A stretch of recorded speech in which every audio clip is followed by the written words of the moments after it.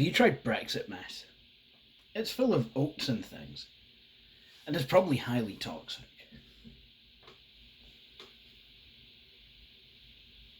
Oh shit, sorry, what I mean is, hey folks, the Flying Scotsman here, welcome to this video. Now, this video has been a while in coming, I apologise for that. I will explain a wee bit later why it's been such a long time in coming. Well, some of the reasons, there's been many reasons, but hey ho, today I thought we would take a look at the Gateway 2000, and well, we're looking at it right now. See, I told you we were going to take a look at the Gateway 2000. See, you get what you expect on this channel, and that's something that some people will like. Anyway, so yeah, I've got Gateway 2000 here. Very nice. So,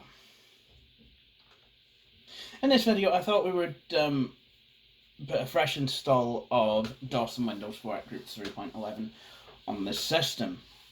The reason for that is a couple of weeks ago I decided to take the Desk Pro to Retrofest, and I was advised to keep the AWE64 and use it here in the Gateway 2000. Trouble is, I had some problems with that card in this machine, so I thought I would put the Sound Blaster 16 back in here, the Vibra, and take the other card to Retrofest. And so that's what I've done. Unfortunately, try to get to the bottom of the problems with the AWE64. I decided to simply reinstall Windows, and just made a complete mess of everything. So let's go ahead and put a new version on.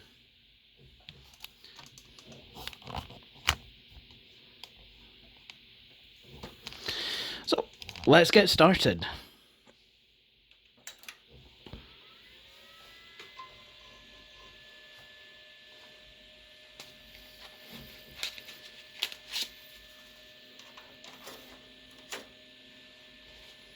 So before we do anything else, we will need to install MS-DOS. Well, before we do anything at all, what I would like to do is to reformat the hard drive.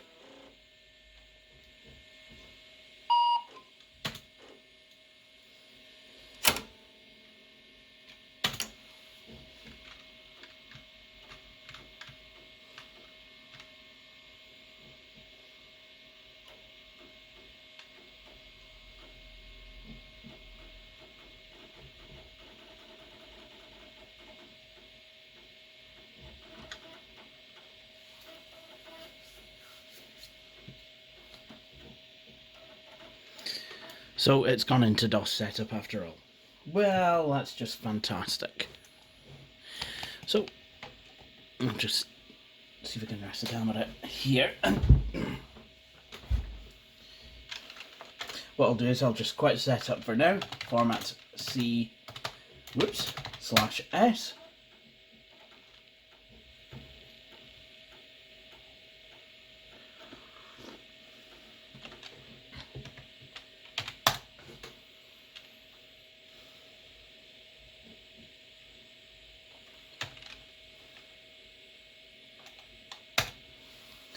Yep, that's absolutely fine. I don't necessarily need to unformat the hard disk.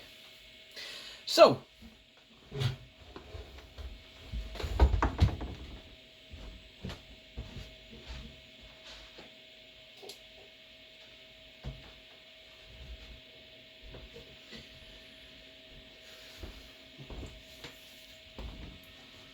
some of you may or may not be wondering why it's taken so long for this video to come out. Well, I'm not sure if I've put it out before, but I've been wanting to come off of my antidepressants for quite some time now.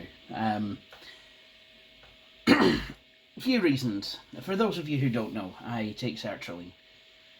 So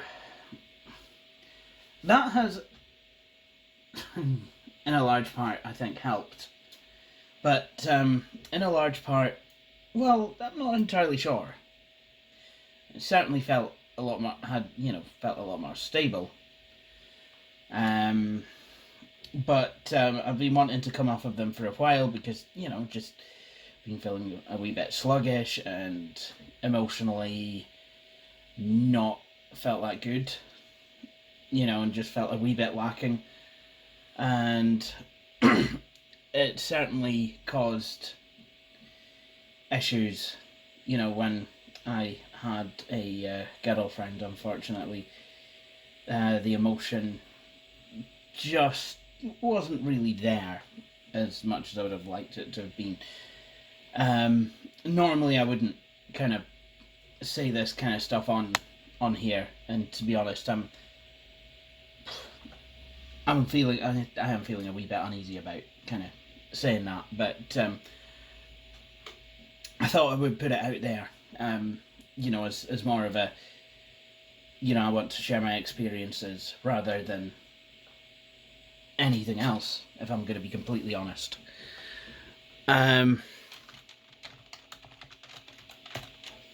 What I'll do is I'll just restart and I can go back into setup from there. So I started the process of coming off of these meds in early March, and for a while I kind of thought I was getting a wee bit of emotion back, but I've really kind of noticed it in the last month or two. And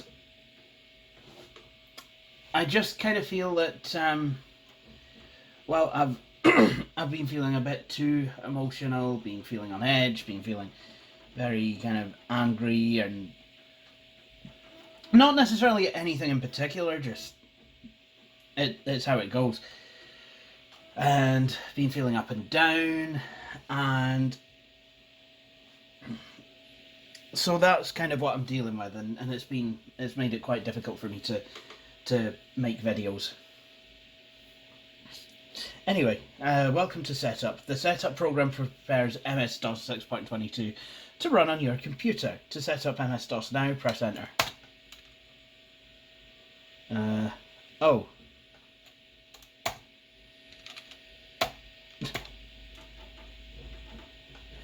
Apparently it thinks as... Oh yeah. I made the drive bootable like an idiot.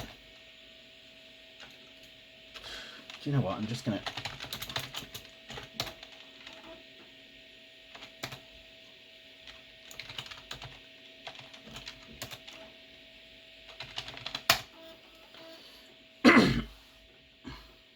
So I full formatted it, and now I've just quite formatted it.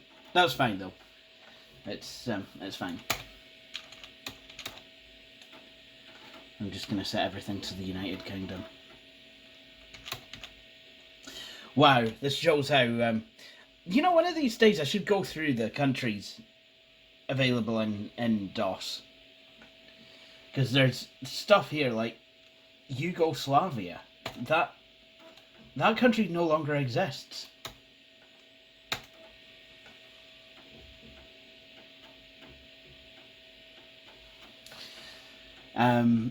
In fact, I believe I've ran some programs. I'm not sure. I can't remember. I'm pretty sure I've run a Microsoft program and used a Microsoft installer from the 80s that references West Germany. That really dates it.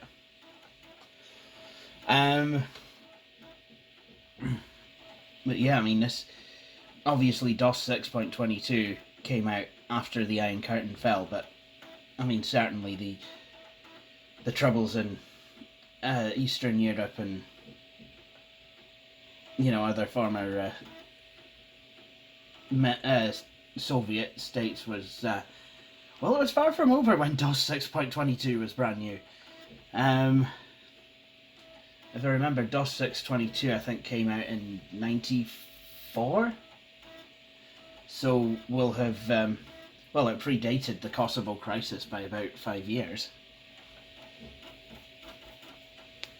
And And then even after that, Serbia separated from Montenegro. But I believe that by the time that this came out, Croatia was its own country. Using these programs now, I mean, they're so old that obviously quite a lot of history has happened since then. So, in some ways, they could be seen as kind of, certainly some historical relics within them.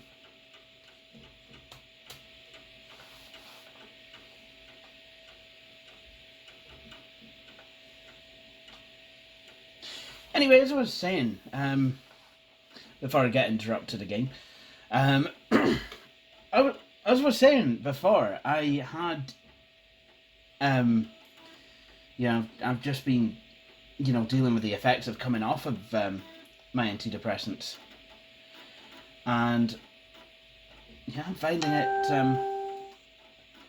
I would like to suggest that coming off of antidepressants, if like me, you've been on them for about 5 years, 4.5 years, it's not anything that should be taken lightly. It's not a walk in the park. I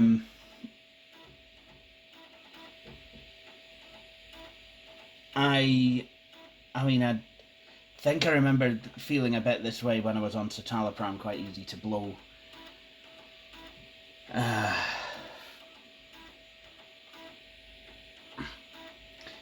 mean, if all I can say is I mean, I know that there's going to be a lot of opinion as to whether people should come off of antidepressants or should stay on antidepressants. People are swayed one way or the other, but I would like to suggest that, to each their own. Some people, antidepressants work, for others they don't. I'm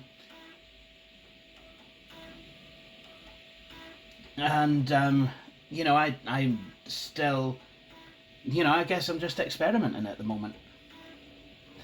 And here we go. Please insert the following disk and drive. Set up disk number 3. When you're ready to continue, press enter.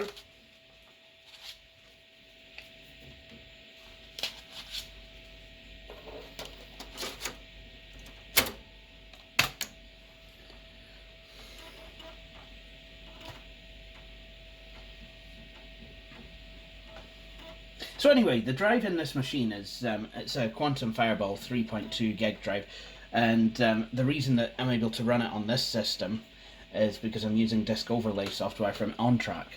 This system would have originally been a 486 SX33 with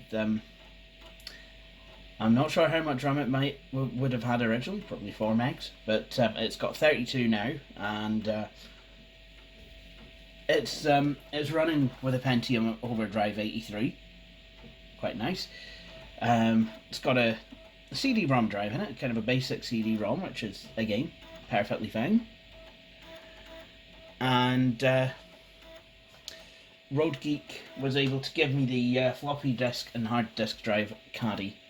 So when I got this machine back in 2017, for the longest time it was all held in place with liberal amounts of packing tape. Yucky! But now it's not. Now it's actually a lot better.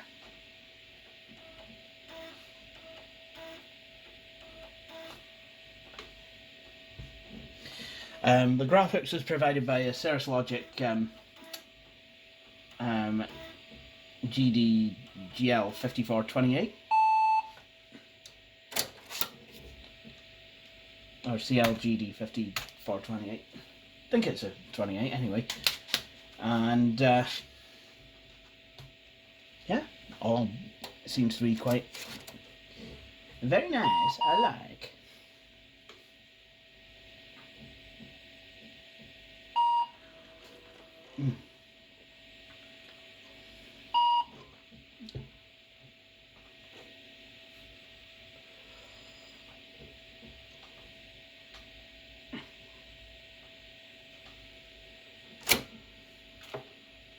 Starting on track. Starting MS-DOS.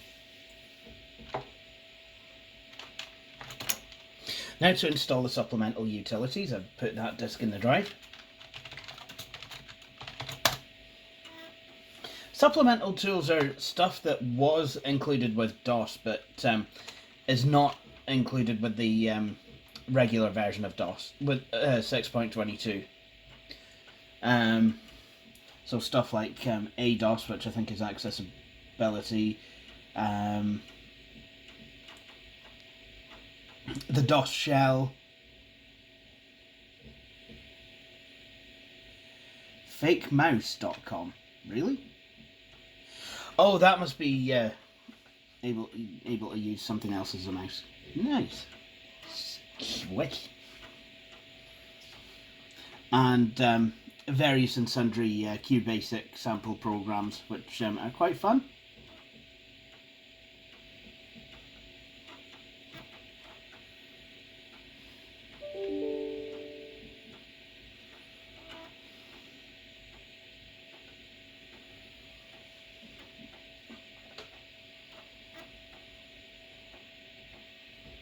And of course you've got the DOS shell.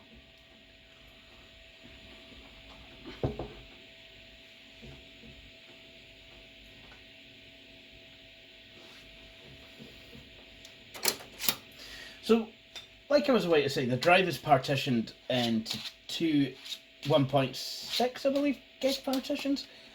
So I have a D drive with a lot of programs and things on it. So what I'm going to do,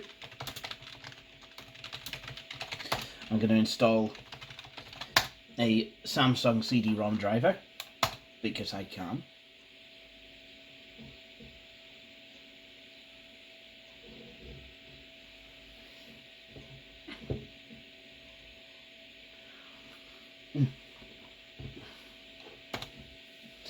And what I will also do,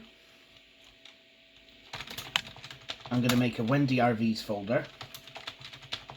And this is the equivalent of the window options. This is the equivalent of C Windows options cabs on Windows 9X and ME, but for Windows 3.1. A lot of OEMs would copy the Windows 3.1 installation files into WinDRVs. So I'm going to copy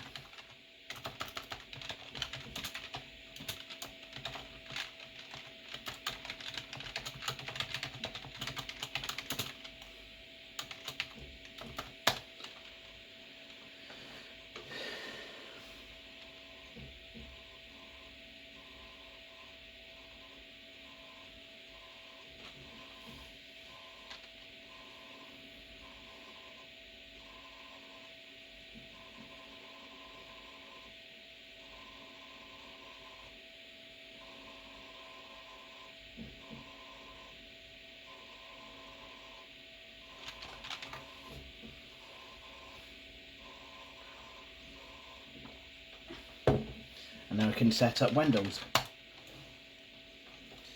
I'll set up Windows now and let the computer reboot and what have you.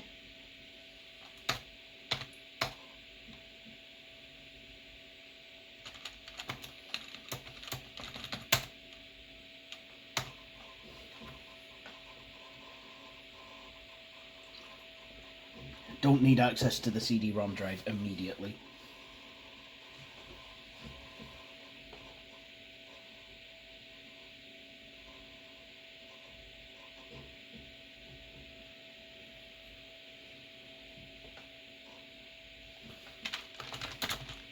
Whoopsie.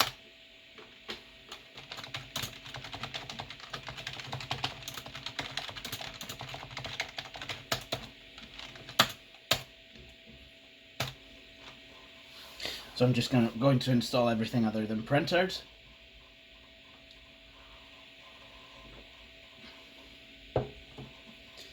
Welcome to Microsoft Windows for Workgroups 3.11. If you're new to Windows, see a guided tour of Microsoft Windows in the User's Guide.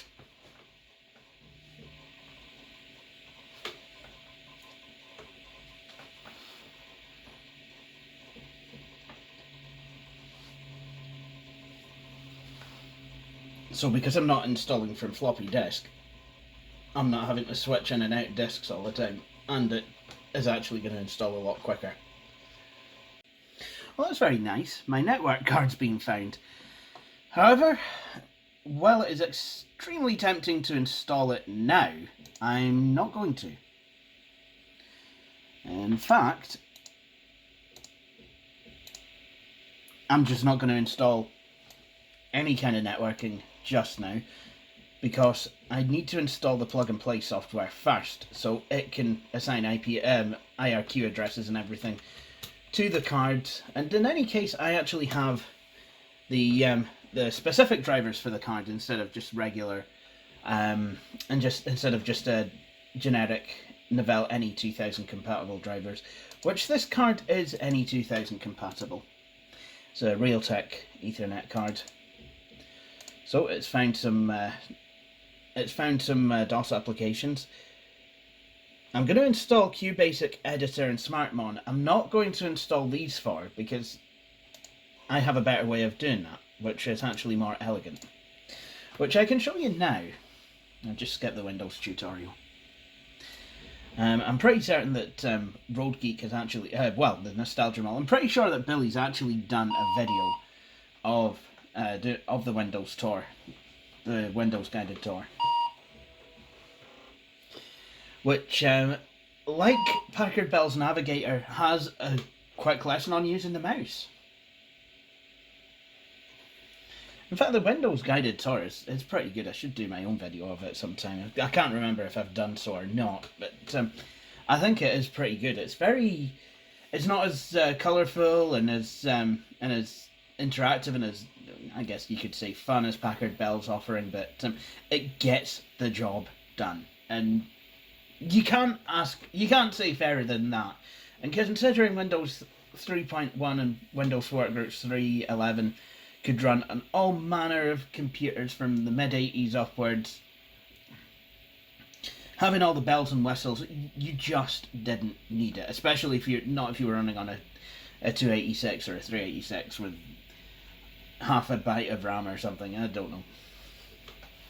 Anyway, how am I going to install shortcuts to the MS-DOS programs that Windows Setup found? Well, what I can do is I can go into the DOS directory, type setup/e, and what that will do is it will bring up a screen saying you have chosen to configure the optional Windows programs on your computer. So setup has determined that your current DOS files are in the following directory, /DOS. Setup is found with Microsoft Windows in the following directory, /Windows. Yep. Optional programs have been configured. So, oops. Now I'm going to back out of that directory and I'll start up Windows.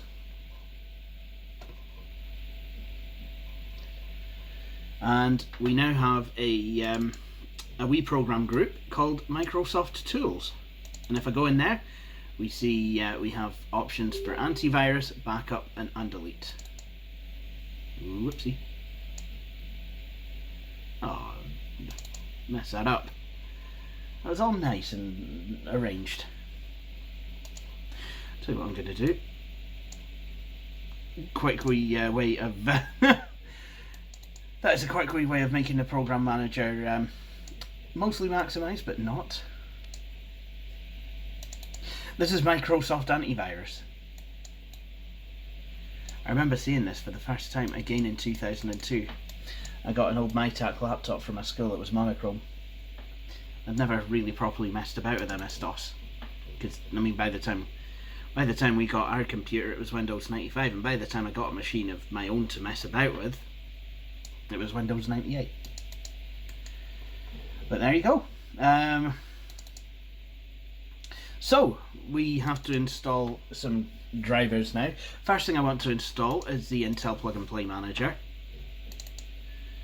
So, in order to do that, I'm just going to go PMP. Yeah, I know.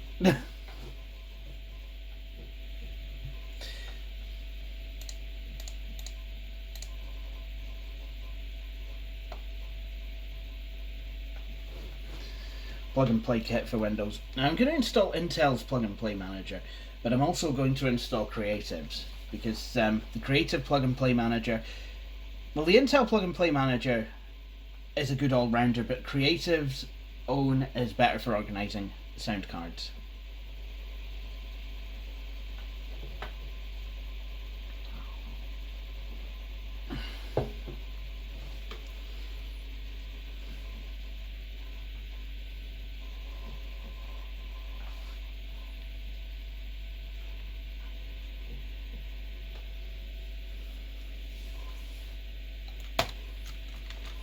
Excellent, that's been installed. Now before I do anything, what I'm going to need to do is run CSS.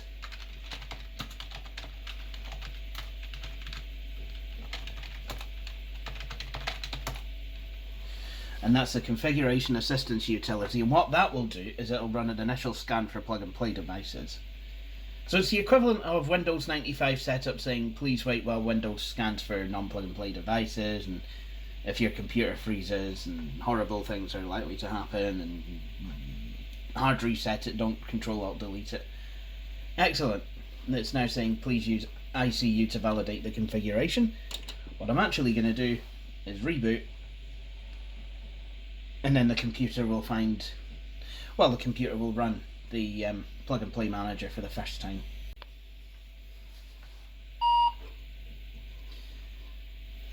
You might also be wondering why the PC speaker is so loud.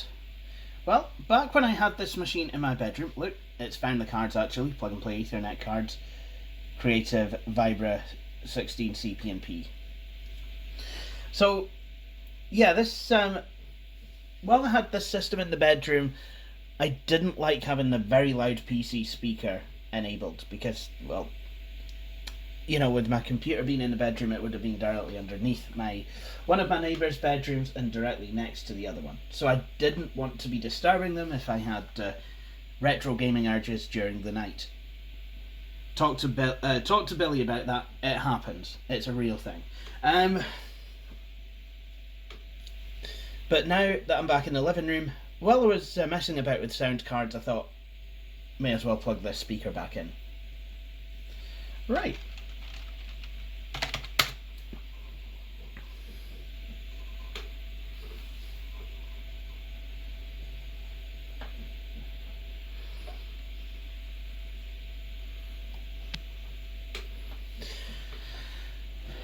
Right, so that's all installed and up and running.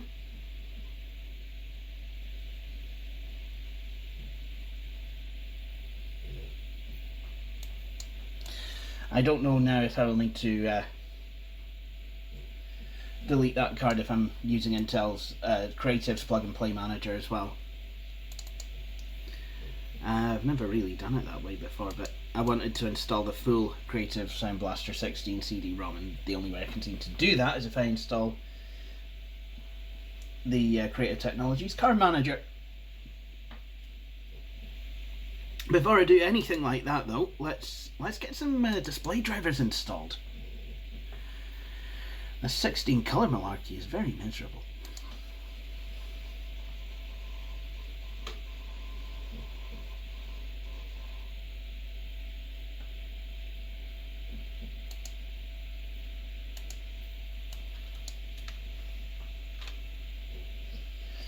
There we go, VGA utilities, and what I can do is set that to 256 colours, and then Windows will reboot. There we go, the title bar looks a bit darker. What I am going to do is I'm going to copy setRes to the main program group. Just tidy everything up a bit. And that way now it's like a Packard Bell. Don't laugh, Packard Bell know how to configure a system. I don't know how they do it, but every DOS game that you would ever possibly want to play on any system ever will work, basically. I don't. How do you do it, Packard Bell? How do you do it, 1990s Packard Bell? I don't even.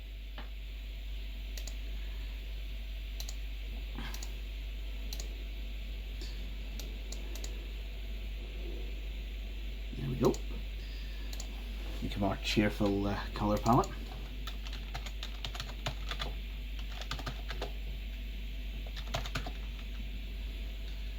There we go.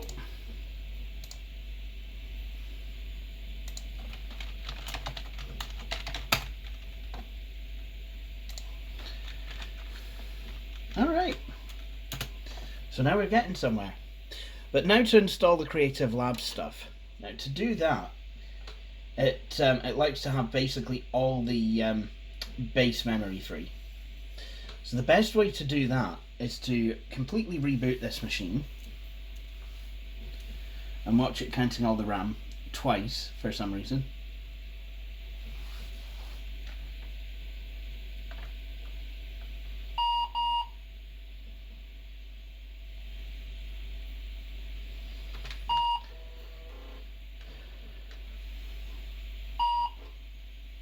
And I think it's, I can't even mind if it's Control or Shift that I press. I usually just press both, I swap between the two. And there we've got DOS in, well, basically safe mode.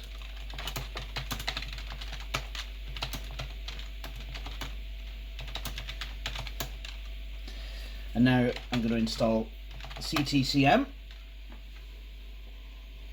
Configuration Manager, Creative Technologies Configuration Manager. This program installs Configuration Manager files onto your computer's hard disk. Before installing, please read the README file for the latest information. Now, because there's no path statement loaded, it doesn't know where the Windows 3.1 path is, but I'm going to tell it.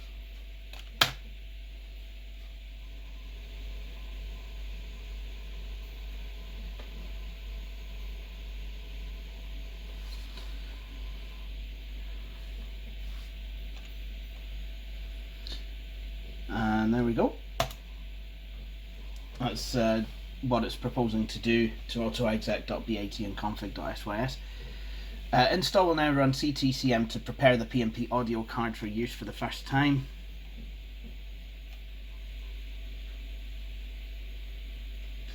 Now, what I plan to do just now is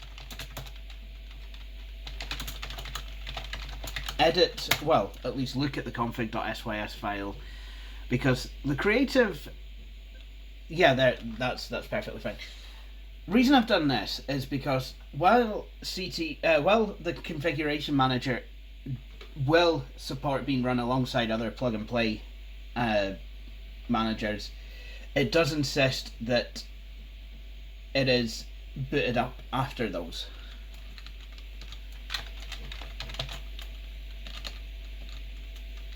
So that's exactly what I've done.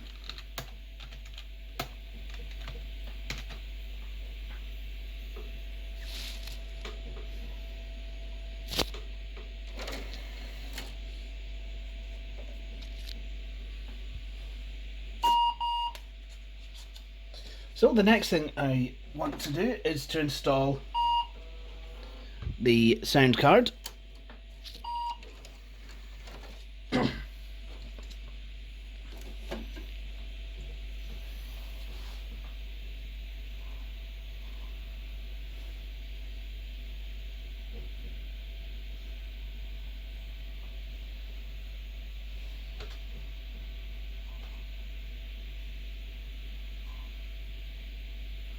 There we go, and it's found the Creative Labs card.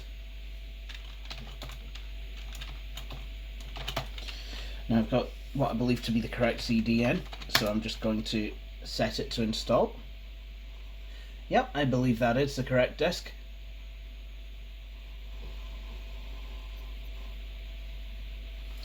Welcome to the audio software installation program. I want to go for a full installation.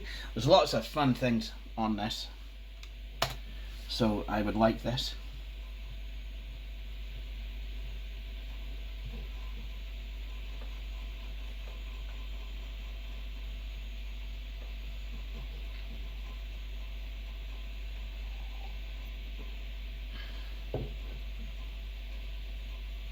And there we go.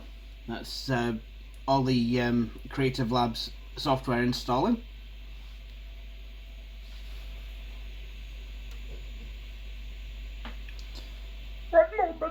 words.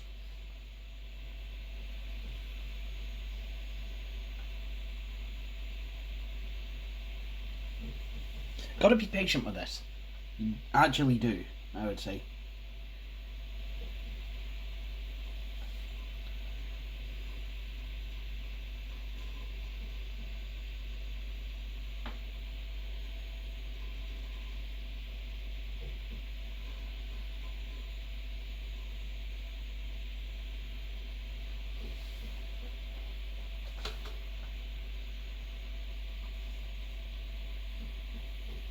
This is obviously something that's been done by the processor, because there's no CD-ROM driver, hard disk activity. You've just kind of got to put your faith in it that it's actually all working.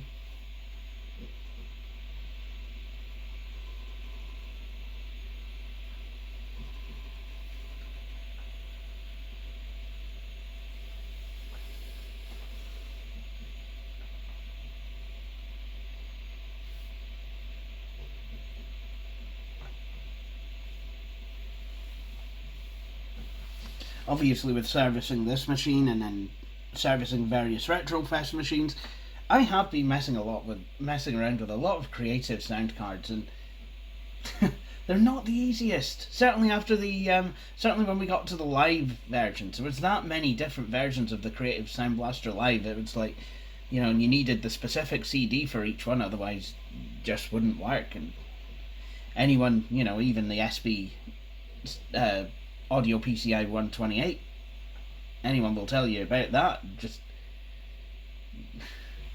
and in VMware, anyone who's ever tried to install sound in VMware will tell you how much of a frustrating endeavour that is. Anyway, okay, we've got the configuration sorted out.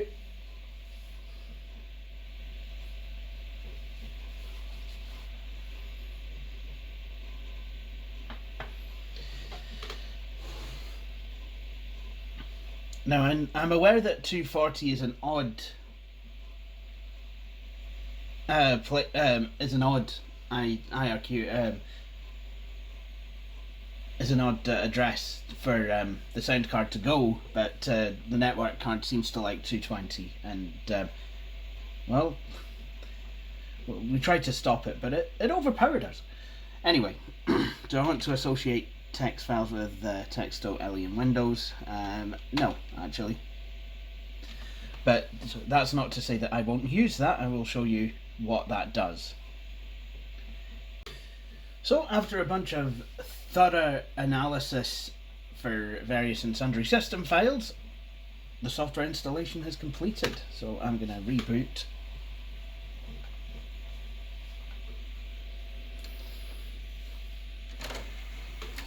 What is it the kids say? I'm away to rebot the mooper.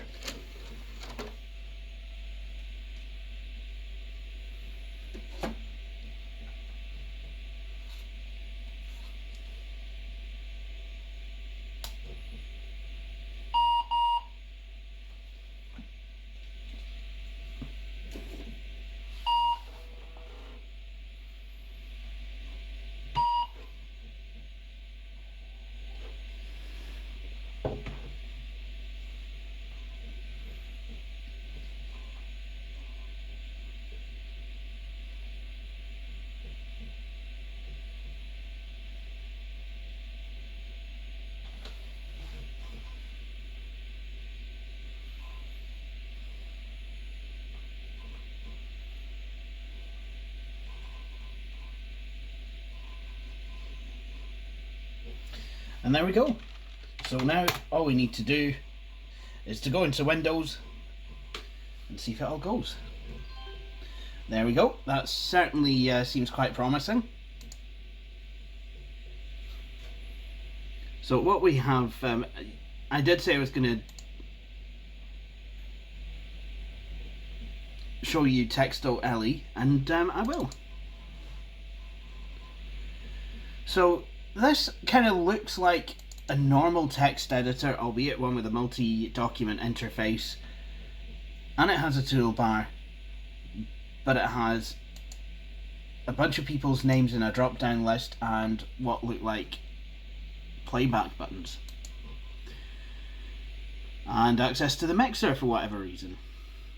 Why could this be? What is this program's MO? Well, let's type something in and find out.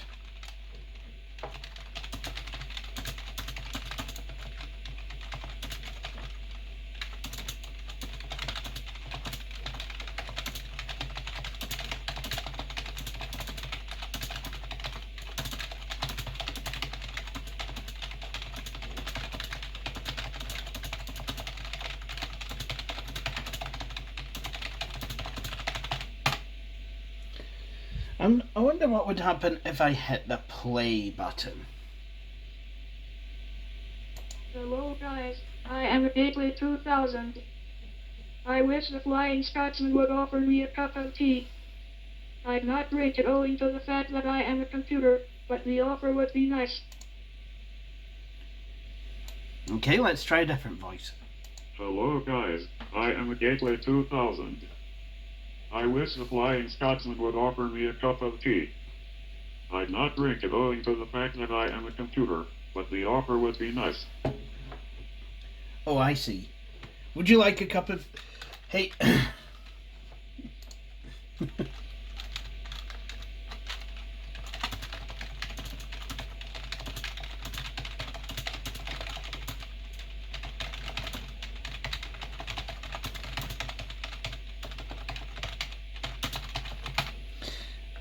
So, Gateway 2000, would you like a cup of tea? No thanks. I could not drink it without becoming extremely and unutterably dead. I thought as much. That's why I didn't offer it. So what this program does is it's a text-to-speech reader. So you type in what you want it to say and it'll read it out. And as the installer had insinuated, I can actually... I could have associated text files with this system, with this program. So I could get it to actually read out pre-existing text files. Text assist common questions and answers. This file contains answers to some commonly asked questions. Please go through all the sections below if you encounter a problem. If you do not find a solution here, please call Creative Technical Support. Phew. And I can't remember where I managed to do this, but I have managed to make this sing. So there's text reader as well and TA control panel.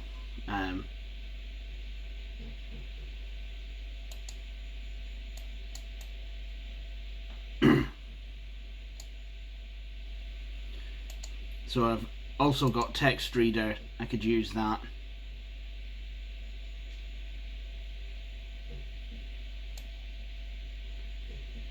Associations dictionary. Well, that's cool. So I can have a text assistant. I can make the head bigger or smaller.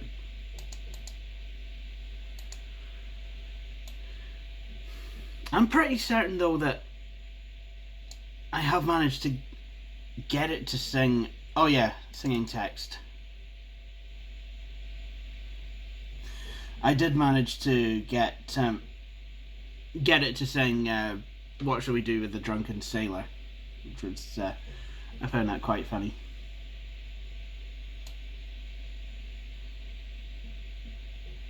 What's London? London Bridge is falling down. Falling down, falling down. London Bridge is falling down. My fair lady. Ha! Oh, it's in songs. There we go. What shall we do with a drunken sailor? What shall we do with a drunken sailor? What shall we do with a drunken sailor early in the morning? Way in the up she rises, way in the up she rises, way in the up she rises early in the morning. I hope these are public domain songs. Otherwise, That's me lost my demonetize. That's me being demonetized.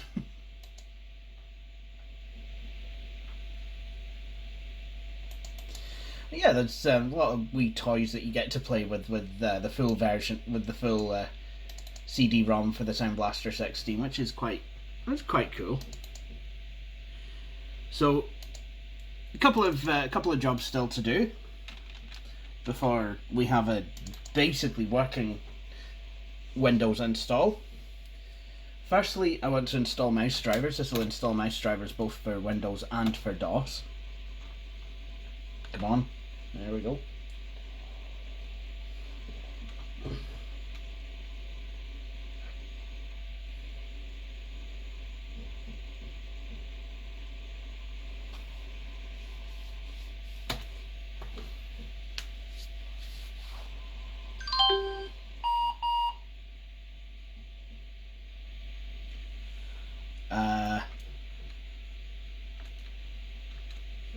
That's not good.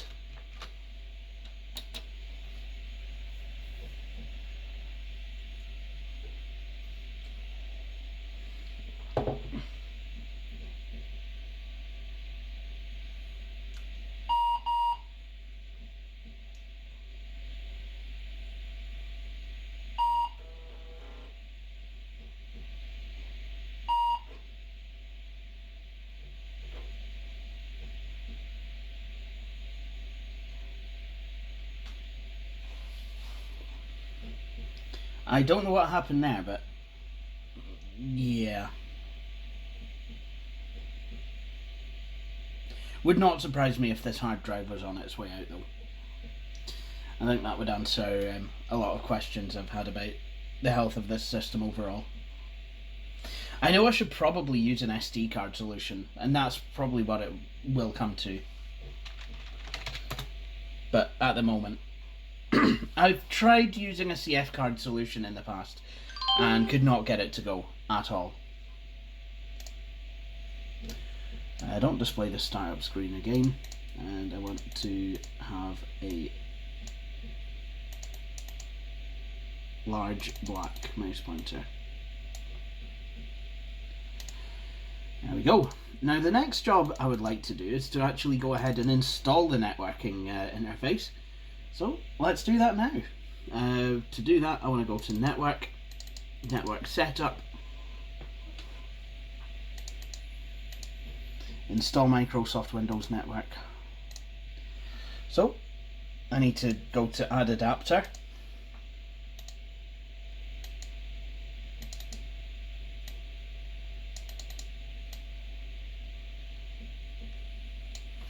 Actually, I've got the stuff that I need that's on a CD-ROM.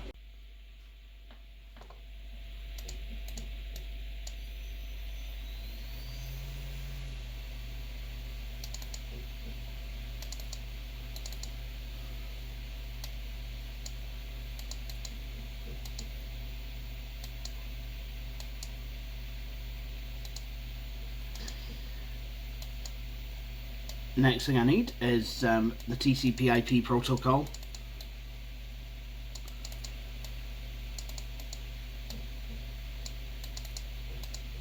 Protocol? What the hell? TCP/IP. There we go.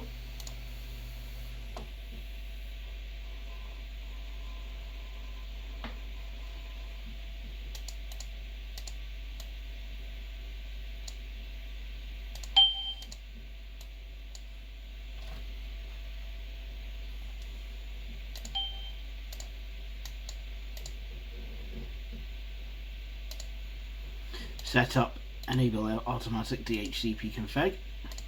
Close that, and I would like to enable sharing of files.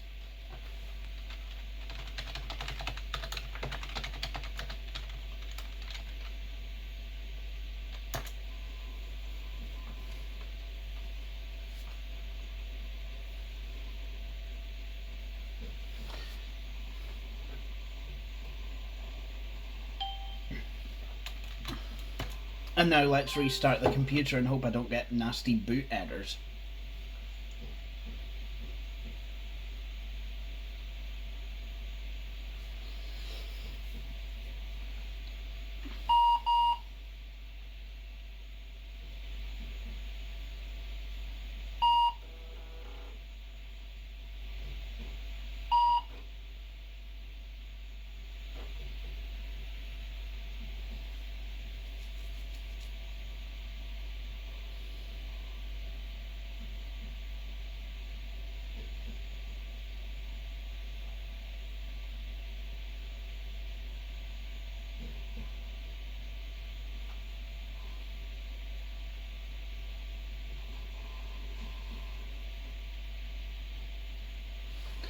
And there we go.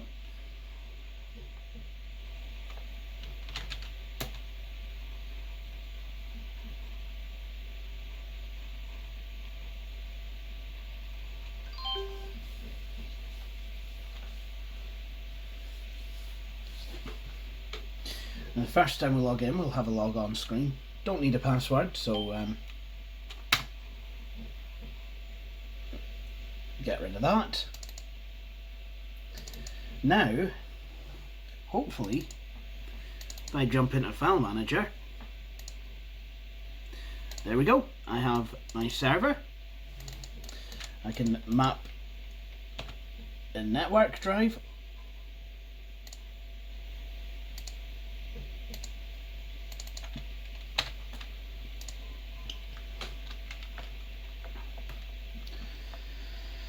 And there you have it. Now, just to put the final piece of the puzzle on Windows into Windows 3.1, I want to install a program called Plugin. That is actually really quite a useful program that I've run before on this channel, and what that will do is make itself unavailable on the network, but it is on a CD-ROM. Right, good. What that will do is it just kind of adds little things to the program manager just to make it that much more pleasant to use.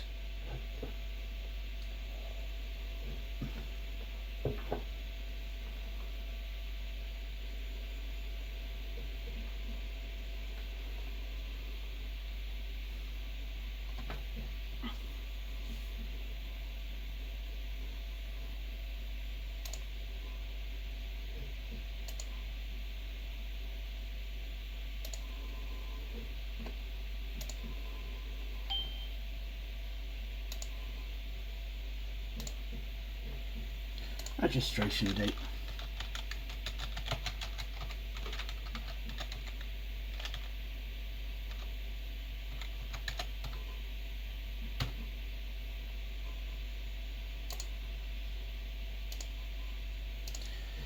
Get rid of these ridiculously silly cursors. Good, sorted. Have the program manager icon. Well, a couple of things I like to do with this. Set the default group icon, because it changes it. Set the group icon back to the default, and set the program manager back to the default as well. Now, before, and I quite like having these things on here. So I've got a clock on the title bar and capacity of files, drives, I don't know, but it shows the capacity of the C drive. What I'm going to do though is I'm going to go to plugin and I'm going to shut it down just now because I have an update that I can install.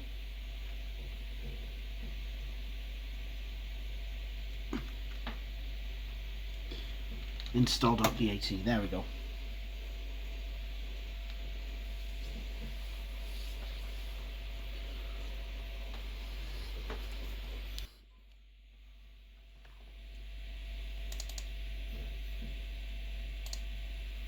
And now I can go back to the C drive and restart plugin. And there we go. Okay, I forgot to turn off the silly sounds as well. Kind of like.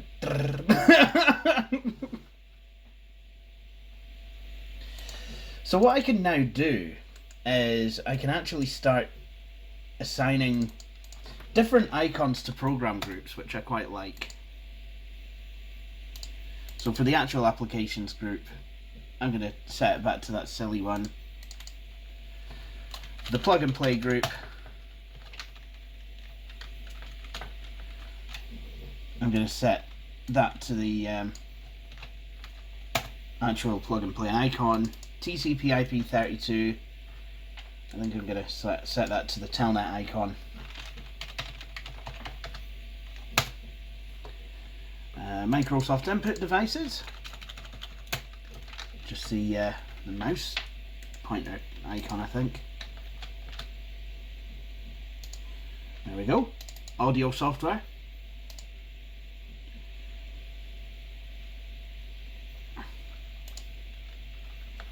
Probably just the creative mixer icon.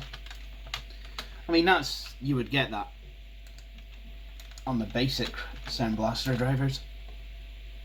Text assist.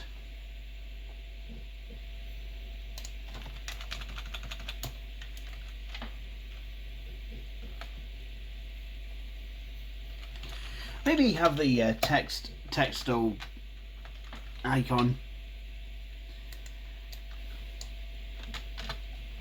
It basically does what it says. Microsoft tools. Just have I'll just have MS-DOS.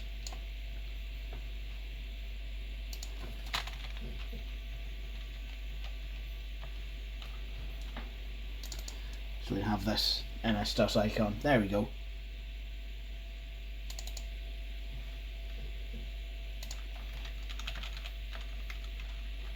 And then for network, we can have the rassist.exe icon.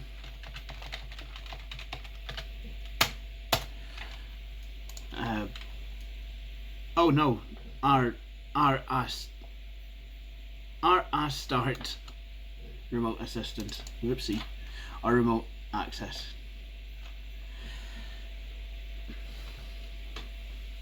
But that's not all you can do with this. What we can do is we can make a multimedia group, and then I can take these programs, text assist, or these groups, so we have nested program groups. Very nice indeed. And diddly diddly diddly diddly. A diddly diddly!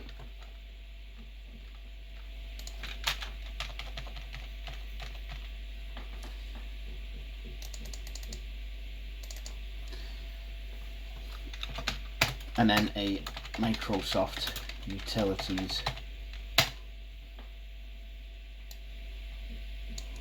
group. So in that I want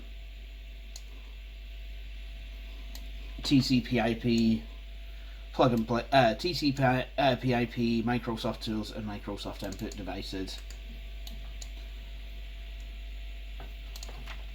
And then for that one, I think I'm just going to go for the Microsoft Windows icon, because why not? And then I'll have a general utilities.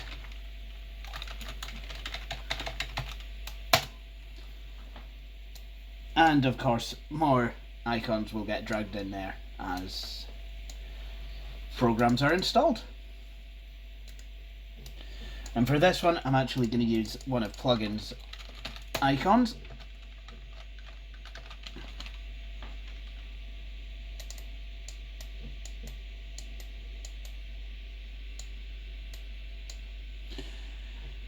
Because it does come with its own, quite impressive, I must say, set of icons. And there we go. Got some utilities, which is basically some very manly tools. So there you have it. The Gateway 2000 is basically now set up. So what I'm going to go and do is I'm going to go off and install some more programs, and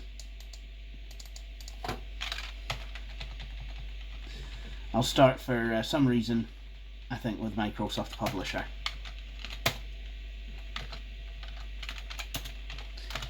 And because I installed it in network mode back when I had a Windows 2000 domain server, I now have to actually install it to this machine in network mode.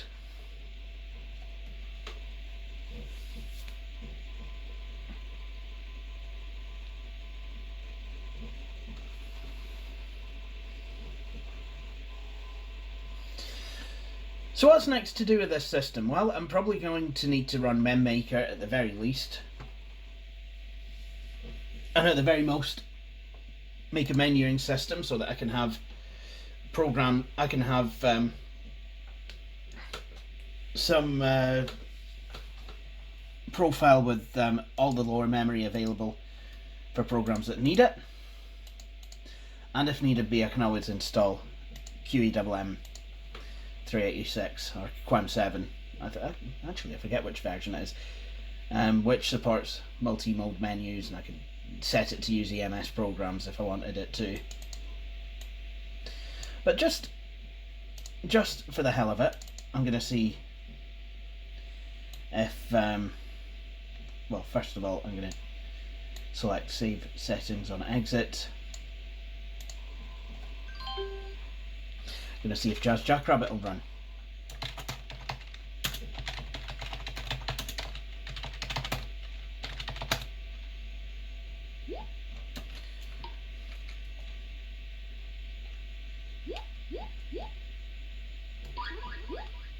So there is music.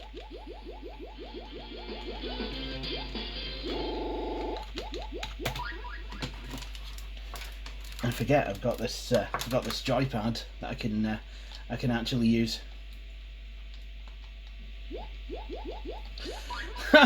I remember using this joypad to play Jazz Jackrabbit 2 on the Presario 2240.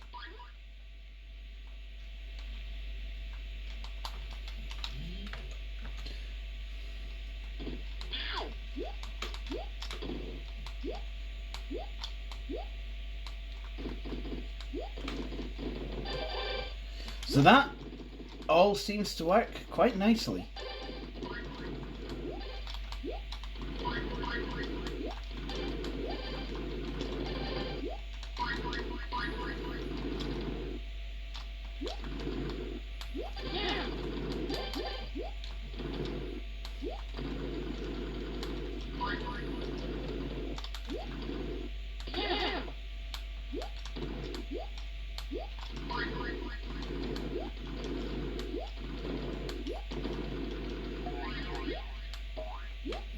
Bong yang.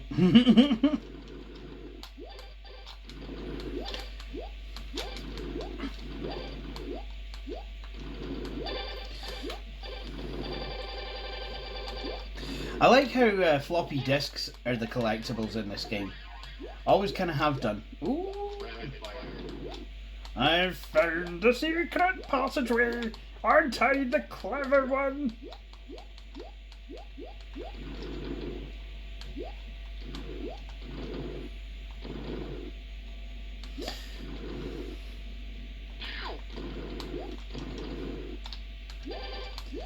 I'm going to teach you the lesson that it is not okay to be a tortoise.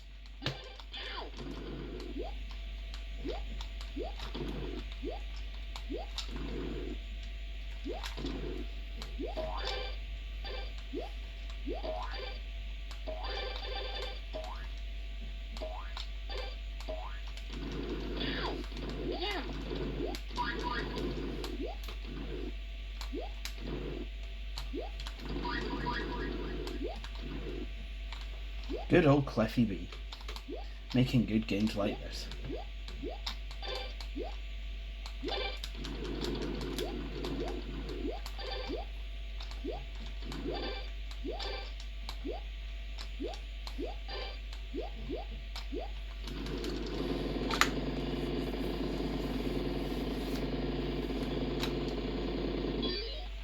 And there you go. So I'm going to save that. And then I will quit the game.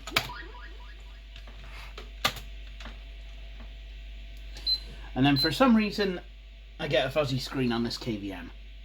So, but I can usually make it not fuzzy by flicking it away and then back again.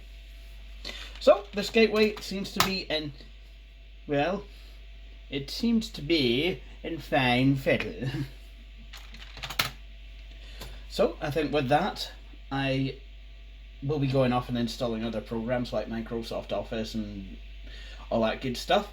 But I do plan to do another video on this system where I play a few games and kind of just show it off and put it through its paces and what have you. And then I've got a CD-ROM which I would like to show you on this system. That'll be in another video, which is actually really quite special and is quite it's quite significant to where I am, because the CD-ROM was made locally and is about Aberdeen. So that's next couple of assignments that I have for this machine. But Gateway 2000, it's still here and it's still alive and kicking. So thank you for watching, and please join me for the next video. Cheery bye.